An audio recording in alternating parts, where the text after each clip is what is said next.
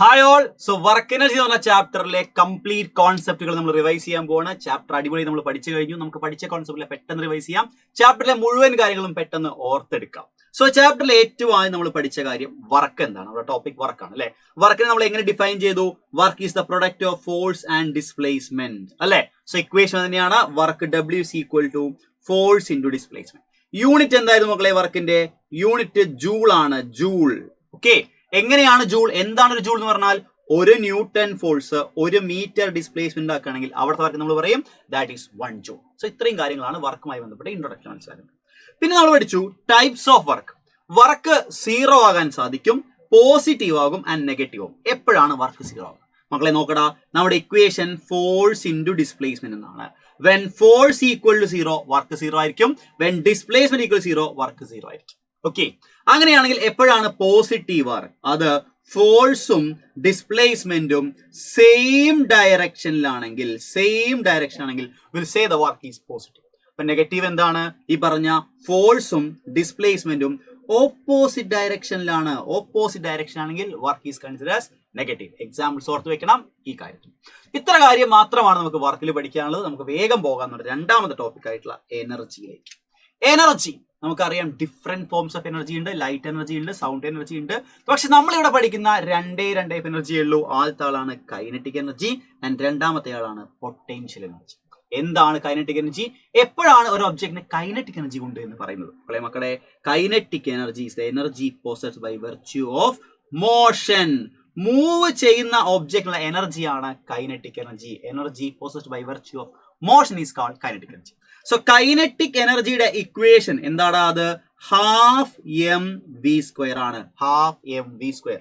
M mass of the body and v is the velocity of the body. So ഇതാണ് kinetic എനർജിയെ കുറിച്ച് പഠിക്കാനുള്ളത്. എനർജിക്കും വർക്കിനും same unit ആണ്. So ഇവിടുത്തെ unit വരുന്നതും അത് എന്ത് തന്നെയാണ്? അത് ജൂൾ തന്നെയാണ് കൈനറ്റിക് എനർജി. യെസ്. അപ്പൊ നമുക്ക് പോകാം രണ്ടാമത്തെ എനർജിയിലേക്ക്. That is potential energy. Potential energy രണ്ട് തരത്തിലുണ്ടാകും. എന്തൊക്കെയാണ്? ഒന്നാമത്തെ കാര്യം പൊസിഷൻ, എവിടെയാണ് ഒബ്ജക്റ്റ് ഇരിക്കുന്നത്. രണ്ടാമത്തെ കാര്യം അതിന്റെ കോൺഫിഗറേഷൻ. രണ്ട് കാര്യങ്ങൾ കൊണ്ടാണ് പൊട്ടൻഷ്യൽ എനർജി ഉണ്ടാവുക. പൊസിഷൻ കൊണ്ടുള്ള പൊട്ടൻഷ്യൽ എനർജി നമ്മൾ വിളിക്കുന്ന പേര് എന്തായിരുന്നു? അതിന്റെ പേരാണ് ഗ്രാവിറ്റേഷണൽ പൊട്ടൻഷ്യൽ എനർജി. അതിന്റെ ഇക്വേഷൻ ആണ് mgh. ആണ് സോ നമ്മുടെ പൊട്ടൻഷ്യൽ എനർജിയുടെ ഇക്വേഷൻ. ഉയരത്തിലിരിക്കുന്ന ഒരു object, object is at height h അല്ലെ, അതിന്റെ പൊട്ടൻഷ്യൽ എനർജിയാണ് mgh, where m is mass of the object, g is acceleration due to gravity and h is height. ഓർത്ത് വെക്കുക. യൂണിറ്റ് ഈസ് അഗെയിൻ എന്താണ്? Unit എന്താണ്? അത് ജൂൾ തന്നെയാണ്. കോൺഫിഗറേഷൻ കൊണ്ടുള്ള പൊട്ടൻഷ്യൽ എനർജി വിളിക്കുന്ന പേര് ഇലാസ്റ്റിക് പൊട്ടൻഷ്യൽ എനർജി എന്നാണ്. ഒരു സ്ട്രെച്ച് ചെയ്ത സ്ട്രിങ്ങിലുള്ള പൊട്ടൻഷ്യൽ എനർജി, അല്ലെങ്കിൽ ഒരു സ്ട്രെച്ച് ചെയ്ത റബ്ബർ ബാൻഡിലുള്ള പൊട്ടൻഷ്യൽ എനർജി, ഒരു സ്പ്രിങ്ങിലുള്ള പൊട്ടൻഷ്യൽ എനർജി, അതൊക്കെ എന്താണ്? കോൺഫിഗറേഷൻ കൊണ്ടതാണ്. വൈൻഡ് ചെയ്ത ടോയ് കാറിലെ പൊട്ടൻഷ്യൽ എനർജി, അതൊക്കെ എന്താണ്? കോൺഫിഗറേഷൻ കൊണ്ടുള്ള പൊട്ടൻഷ്യൽ എനർജി ആണ്. That is called elastic potential. So ഇത്രയേ ഉള്ളൂ. പൊട്ടൻഷ്യൽ എനർജിയുടെ ഇക്വേഷൻ mgh ആണ്. ഓക്കെ. സോ അതിനുശേഷം നമുക്ക് പഠിക്കാനുള്ള കാര്യമാണ് law of conservation of energy. Law of conservation of mechanical എനർജിയാണ് നമുക്ക് പ്രധാനമായിട്ടും പഠിക്കാനുള്ളത്. എന്താണ് law of conservation of energy? Energy is conserved. Energy can neither be created nor be destroyed. Energy നമുക്ക് ഒരു ഫോമിൽ നിന്ന് മറ്റൊരു ഫോമിലേക്ക് മാറ്റാൻ മാത്രമേ സാധിക്കൂ എന്നാണ് ലോ ഓഫ് കൺസർവേഷൻ ഓഫ് എനർജിയിൽ പറഞ്ഞത്. അങ്ങനെയാണെങ്കിൽ law of conservation of mechanical energy എന്താണ്? മെക്കാനിക്കൽ എനർജി എന്നാൽ കൈനറ്റിക് എനർജിയും പൊട്ടൻഷ്യൽ എനർജിയുമാണ്. മെക്കാനിക്കൽ എനർജി എന്ന് പറഞ്ഞാൽ കൈനറ്റിക് എനർജിയും പൊട്ടൻഷ്യൽ എനർജിയുമാണ്. സോ ദാറ്റ് ഈസ് കൺസേർഡ് എന്ന് പറഞ്ഞാൽ sum of kinetic energy and potential energy is always constant for a system.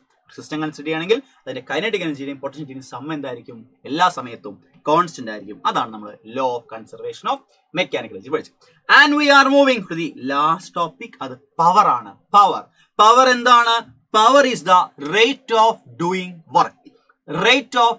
Work. So that is power P is equal to work by time. അതാണ് equation. Work by time അല്ലെങ്കിൽ energy by time. Unit എന്ത് വരും മക്കളെ? വർക്കിന്റെ unit പവറിന്റെ unit what ആണ്. WATT. What ആണ് പവറിന്റെ യൂണിറ്റ്. എന്താണ് ഒരു what? If you are doing 1 joule of work in 1 second, അവിടുത്തെ പവർ നമ്മൾ പറയും ദാറ്റ് ഈസ് 1 watt. സോ ഇത്രയാണ് ഈ ചാപ്റ്ററിലെ കംപ്ലീറ്റ് കോൺസെപ്റ്റ് നമ്മൾ വളരെ ഷോർട്ട് ആയിട്ട് പറഞ്ഞത്. So all the very best guys. Exam ഒക്കെ തകർക്കണം. See you again. അടുത്ത വീഡിയോയിൽ കാണാം. അതുവരെ ബൈ.